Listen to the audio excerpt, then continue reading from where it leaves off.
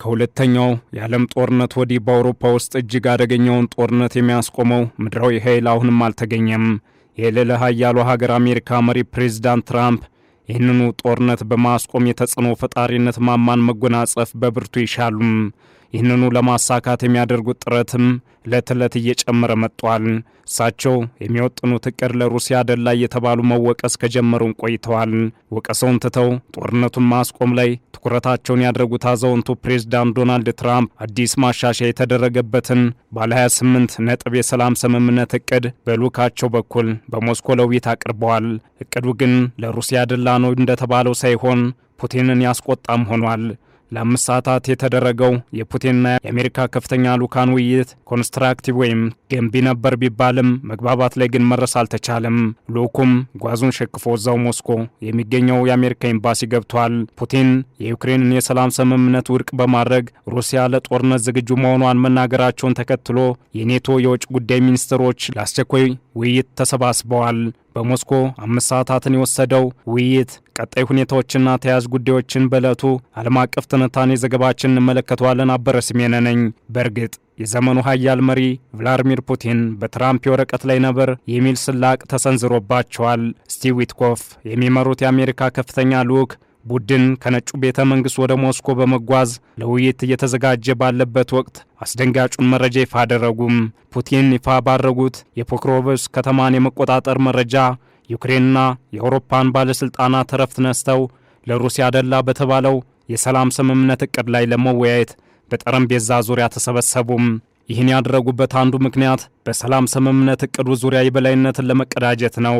ይህ ዓላማቸውም ተሳክቷል። በእርግጥ ውይይቱ ገንቢ ነበር። ነገር ግን በፕሬዝዳንት ፑቲንና በዶናልድ ትራምፕ መልእክተኛ ስቲቭ ዊትኮፍ መካከል በክሬምሊን ውስጥ የተደረገው የሌሊት ውይይት ለ5 ሰዓታት የቆየ ቢሆንም ምንም አይነት ተጨባጭ ውጤት ማስመዝገብ አልቻለም። ይልቁንም በአንዳንድ ነጥቦች ላይ ፑቲን አሉታዊ አስተያየት በመሰንዘር ልዑኩን ማስበርገጋቸው ተሰምቷል። በዚህ የተደናገጠው የአሜሪካ ልዑክ ወደ ኤምባሲ ጓዙን ሸክፎ ገብቷል። ስቲቭ ዊትኮፍ ከፑቲን ጋር መገናኘት ከጀመረ ወዲህ ይህ በሁለቱ ሰዎች መካከል የተደረገ ረጅሙ ውይይት ነው። በዚህ ዓመት ወደ ሩሲያ ያደረጉት 6ኛው ጉብኝታቸውም ሆኗል። በየካቲት 2025 ዊትኮፍና ፑቲን ለ3 ሰዓታት ተኩል መወያየታቸውን የአሜሪካ ልዑካን ተናግረዋል። በመጋቢት ወር ደግሞ ፕሬዝዳንት ፑቲን ስቲቭ ዊትኮፍን ለ8 ሰዓታት ቁጭ አድርገውት እንዲጠብቃቸው እንዳደረጉም ተዘግበዋል። ይህ ውይይት ለምን ያህል ጊዜ እንደቆየ ግልጽ ባይሆንም አጭር እንደነበረ ተነግሯል። በአውሮፓውያኑ ኤፕሪል 11 በሩሲያዋ ሴንት ፒተርስበርግ ከተማ ያደረጉት 3ኛው ስብሰባ 4 ሰዓት ተኩል ፈጅቷል። በኤፕሪል 25 ደግሞ በክሬምሊን ለ3 ሰዓታት እንደገና ተነጋግረዋል። ከዚህ አልፎም ኦገስት 6 ደግሞ ከ3 ሰዓታት ባነሰ ጊዜ ውስጥ ስብሰባ ተካሂዷል። እነዚህ ሁሉ ውይይቶች አንድም ያመጡት ውጤት የለም ተብሏል።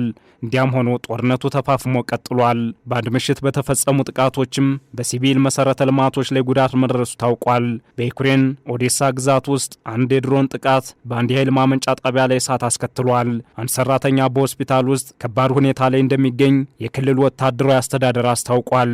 የሩሲያ ጦር ስለ ጥቃቱ አስተያየት አልሰጠም። የሩሲያ የመከላከያ ሚኒስቴር በበኩሉም በአንድ ሌሊት 102 የዩክሬን ድሮኖች በአየር መከላከያ ስርዓቶች ወድመዋል ብሏል። የዩክሬን ድሮን ጥቃት ከፈጸመ በኋላ በነዳጅ ማከማቻ ላይ እሳት ተነስቷል። በሌላ በኩል የኔቶ የውጭ ጉዳይ ሚኒስትሮች በዩክሬን ያለውን ጦርነት ለማስቆም እየተደረጉ ባሉ ውይይቶች ዙሪያ ለመነጋገር በብራስልስ ተገናኝተዋል።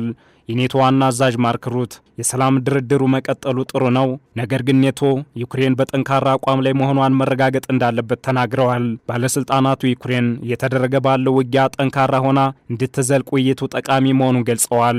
ሩት በሩሲያ ላይ ጫና ለመፍጠር የተሻለ መንገድ የጦር መሳሪያዎችን ወደ ዩክሬን መላክ እንደሆነም ገልጸዋል። የእንግሊዝ የውጭ ጉዳይ ሚኒስትር ኢቤት ኩፐር ደግሞ በዩክሬን የኃይል መሠረተ ልማትን ለመደገፍ ተጨማሪ 10 ሚሊዮን ፓውንድ እንደሚያስፈልግ አስታውቀዋል።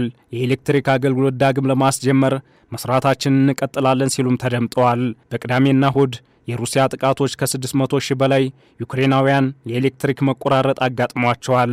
እኒህ ሰው ፑቲን ጦርነቱን ለማባባስ ፍላጎት አላቸው ሲሉም ወቅሰዋል። ለዩክሬን ሕዝብ ፍትሐዊና ዘላቂ ሰላምን ለማስፈን የሚደረገው ጥረት ማረጋገጥ እንደሚገባም ተናግረዋል። ይህ በእንዲህ እንዳለ የአውሮፓ ሕብረት ሕግ አውጪዎችና ባላገራት በ2027 የሩሲያን ጋዝ በሙሉ ከውጭ ማስገባትን የሚከለክል ስምምነት ላይ ደርሰዋል። ቡድኑ ይህን ያደረገው የሞስኮን የጦር መሳሪያ መግዣ ገንዘብ እንዳታገኝ ለማድረግ ነው። ቡድኑ በአውሮፓ በኩል ለሩሲያ የገንዘብ ምንጭ የሆኑ መንገዶችን መዝጋቱን ቢቀጥልም ሀገሪቱ አማራጮች እንዳሏት አሳይታለች። ከነዚህም መካከል አንዷ ወዳጇ ህንድ ናት። ሩሲያ ከህንድ ጋር የፈጠረችው ወዳጅነት ለሩሲያ ነዳጅ አማራጭ የገበያ መዳረሻው ሆኗል። በዚህም ህንድ በአሜሪካ ጥርስ ተነክሶባት በታሪፍ እየተለበለበች ትገኛለች። በአሁኑ ወቅትም በሩሲያና ህንድ መካከል ያለው ወዳጅነት ከንግድ አጋርነት ወደ ላቀ ደረጃ ተሸጋግሯል። የሩሲያው ፕሬዝዳንት ቭላዲሚር ፑቲን በዚህ ሳምንት በህንድ የኢኮኖሚ የመከላከያና የኤነርጂ ትስስርን ለማጠናከር በሚደረገው ጉባኤ ላይ ይገኛሉ መባሉም ያንኑ የሚያረጋግጥ ነው።